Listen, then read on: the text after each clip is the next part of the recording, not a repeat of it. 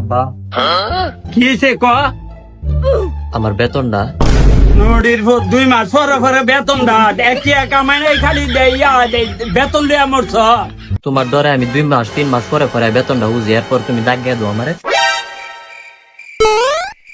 ওই যে যাইলে বাইতে যাই গিয়া যা।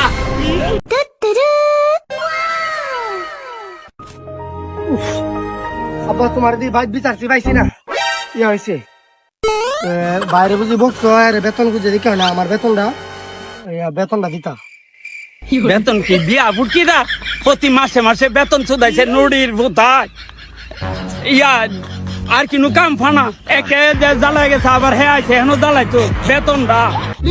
আরে আব্বা ম্যাডামের বেতনটা যে ম্যাডামের লগে খাওয়া খেয়ে কথা কইতা যে আরে নদীর ভূত ম্যাডামের বেতন তে তুই আগে কইছে না আমার লগে কত বেতন? 500 টাকা। আরে নদীর ভূত 500 না 1000 না ম্যাডামের টিয়া দিবে তুই আমার ম্যাডামের কথা আগে কইছে না। তুই সবসময় ম্যাডামের বেতনটা আমারে আরো 15 দিন আগে জানাই দিবি তাহলে আমার একটু সহজ নদীর ভূত বুঝায় কইছে না আমারে।